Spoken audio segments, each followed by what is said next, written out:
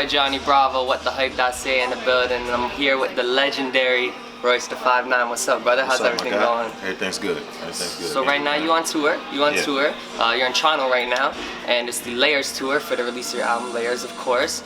And first of all, I want to congratulate you for dethroning Rihanna. You know that's how I gotta come at it. I'm a big hip hop head, so for you to do that was big for me, and you know, because right now the stigmatism is lyricism's dead, and you kind of brought that to life with this album and the numbers and the charting, all that. So how does it feel to kind of do something so big and like such a big milestone? It feels good. I mean, it's super surreal for me because I've been at it for so long. You know what I mean? But this is my first time really focusing. You know, it's fulfilling to be able to do everything independent. You know what I mean? And get these kind of results. So I just feel like I'm getting out of it what I put into it. You know, I feel like I put my all into it, and I'm getting the maximum results for what I have as far as resources. So it just feels great. And your last solo studio album was 2011, right? Yeah, I believe so. Yeah. So it took 5 years for this album another solo album to come out like that. And have you been creating for the whole 5 years, or because I know in the album you talk a lot about your life and everything you're going through, right? So obviously you had to take some time to kind of focus on yourself. But how long has this album been in the works? Probably 2 years. I never really stopped recording, but I did Prime. That was the first thing I did. You know, actually the first thing I did after my last solo album was the Slaughterhouse album, and then I did Prime. And then after that, I started working on tons of material. And the songs that we're using for Layers for this album is just the first installment of a lot of things to come. I'm sitting on a lot of material. I've been really busy just recording. My next album, I'm gonna call it Book of Ryan. It's gonna be a lot more personal. You know what I mean? Okay. A lot more personal, a lot more visual. What I really want to do. I didn't want to come on that strong as far as being personal out of the blue like that. So Layers is just kind of like the build up to it. You know, it's being received really well. But with this album, like right from the start, you came a lot more personal and deep than you have in the past. Like I know you as like Royce the 5'9" is the MC. You know what I'm saying? The MC, spitter, whatever, you know. So for me to hear just the first song on the album, playing it, and Tabernacle being such a deep song and getting into your life so with so much info and whatnot, like how does that recording process go down for you? Like is it a very emotional time? Like even the time writing that song, how does something like that differentiate from you being an MC and writing like the aggressive kind of bars and whatnot? Yeah, doing the MC stuff is kind of comes second nature. You know, it's naturally what I do whenever I pick up a pen. You know, comes to me very easy. Kind of like a reflex at this point. You know, the personal stuff is something I try not to force. You know what I mean? Like I go in there, and if I'm feeling like talking about something in particular, or there's something in particular that I have on my mind, I use the studio to express that. But I never go in saying, yo, I gotta talk about something personal today. It's like, you know, I just let it flow. However I'm feeling that day, you know, and I just try to keep everything natural in terms of the 100% authentic.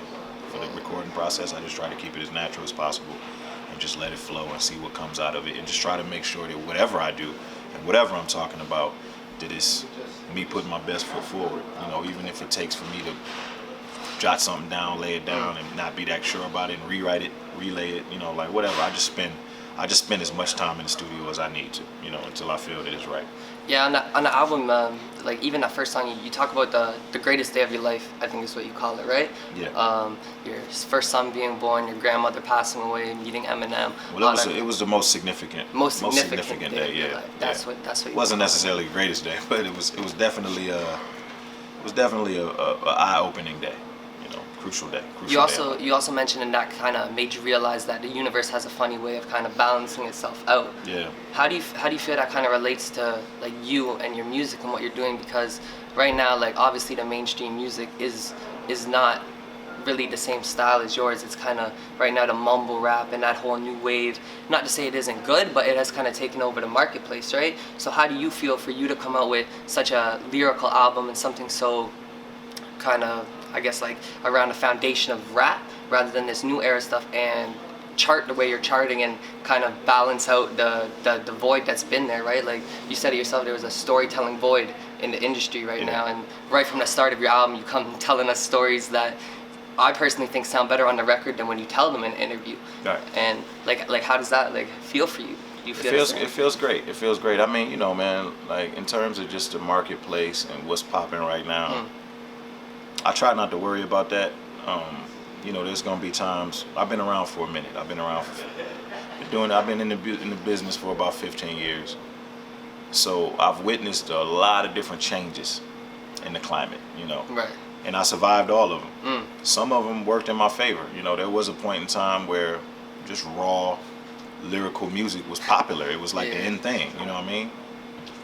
I wasn't complaining then, you know what I'm saying? So I'm not gonna complain now. You just gotta take the good with the bad. Sometimes it's your year, sometimes it's not. Sometimes you just I've had nice productive years where, you know, it wasn't super successful, but I made it through the year. That's good too. You know what I'm saying? You know what, man? I don't want to get to a point in my career where I'm complaining. I'm still getting paid to do what I love to do. It's still a blessing to be able to get in there and fight. You know what I mean? Yeah, like, get in the ring. There's work. Trust me when I tell you, man, there's worse things that Ryan Montgomery could be doing out here. You know? Yeah. So for me to be doing what I'm doing, it's great. It's a blessing, you know. So I try not to worry about the climate too much. I like some of the stuff that's out, you know what I mean? Like I try not to complain about the stuff that I don't like because I do realize that it's just my opinion, you know what I mean? Like Right. if I don't like something, it doesn't mean you can't like it. Speaking on your opinion there, since we are in Toronto, you know, I gotta bring it up. I gotta ask about the Drake ghostwriting, saying he can't be considered a top lyricist because of the whole ghostwriting thing. I actually wanted to touch on. I know you came from battling. Your background is a lot around the battling scene, and when the whole Meek Mill versus Drake thing was going on and whatnot, you kind of voiced your opinion there, but you more voiced it towards just how you felt about Drake and whatnot. How did you feel about the whole situation in general, the way they handled the beef? Because you've been involved in like rap beef, right? Yeah. The way they handled the beef, do you think they handled it the right way? Do you think it was Drake handled and the Meek? wrong way? Drake Yeah, and Meek? or even Meek and 50, because that kind of got out of hand on social media too, right? Well, Drake, I mean, it's a new day, you know. The way Drake and Meek did their thing. I think the fact that it never got violent is a plus. That's great, you know, like because I'm from a different time. You know, I'm from an era where, especially locally, you know, artists were getting killed over, you know, rap related stuff. You know what I'm saying? And so is 50. You know, so it's like to see these guys actually go at it and keep it on wax. I think is great. I support that 100%.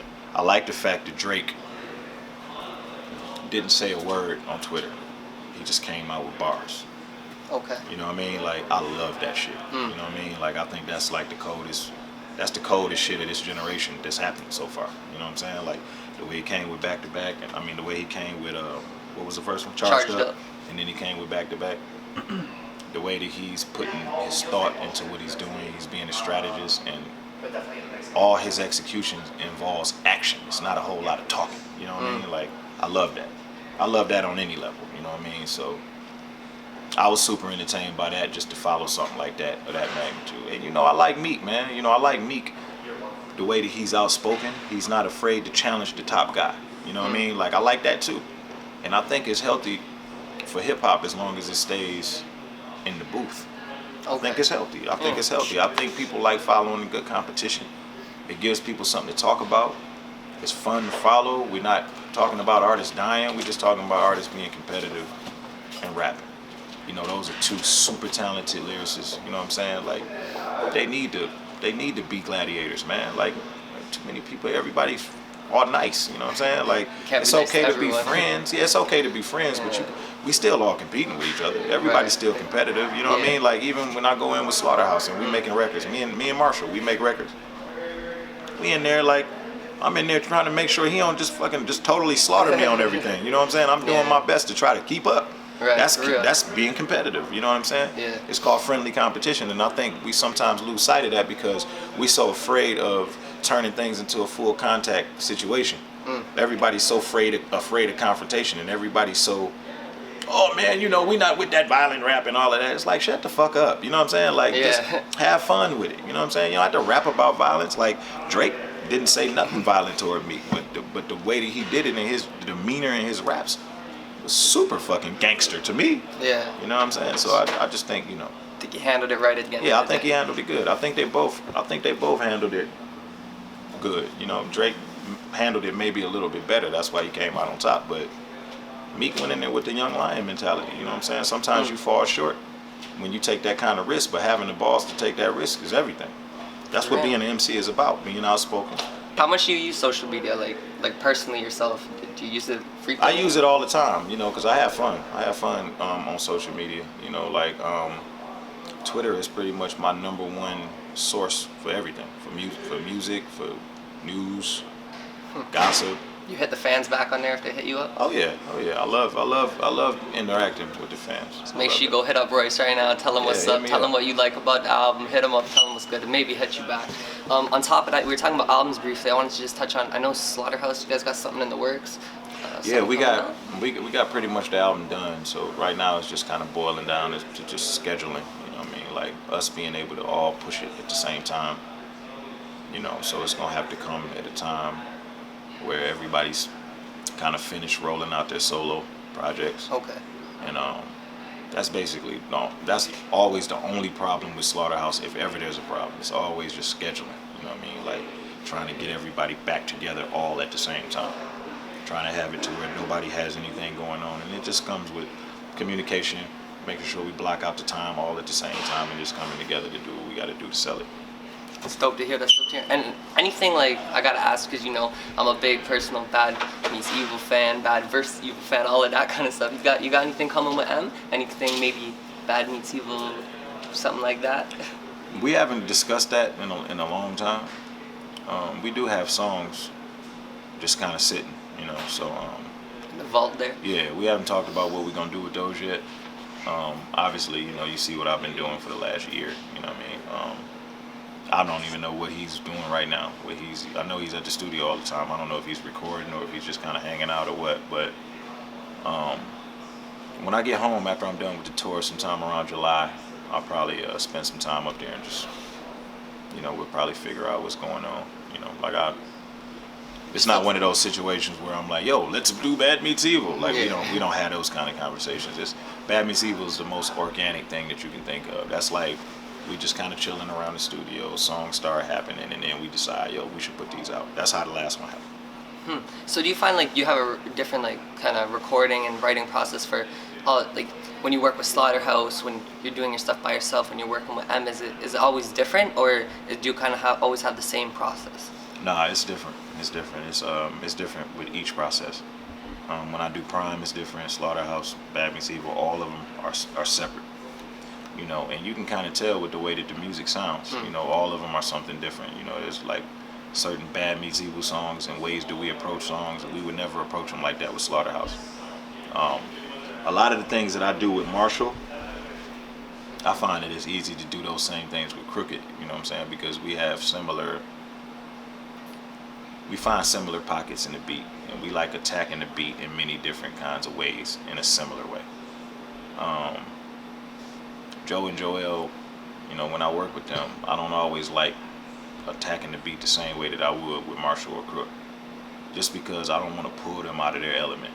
You know what I mean? I feel what you're saying. They're not flow guys. They're really, really good. Probably some of the best that you'll ever hear at dialing in and approaching a concept and sticking to like a script. You know, they stick to a similar pocket in the beat. So I try not to come, you know, and then they like, okay, no, well now I got to do that, and then they sound unnatural. Yeah.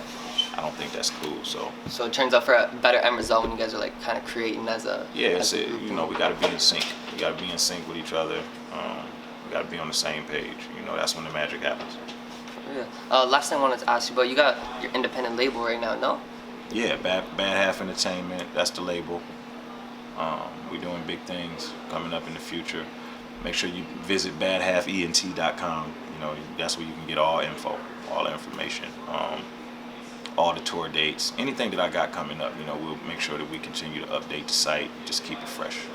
Now, obviously you're going to be looking for artists in the future, and I know you said you're not trying to rush into that or anything, but I always like to ask, the major artists and the people who have done it. What kind of advice can you give to maybe the guy who's in the green room right now getting ready to open for you, or somebody sitting at home thinking about how they can get to where you've been and kind of break through some of the milestones you've done and get to that level? What kind of advice can you give them? Consistency kills. Consistency kills. It's all in consistency. You know what I'm saying? You have to make good decisions, but it's not just one good decision. You know, it's consistent decisions, good decisions in a row.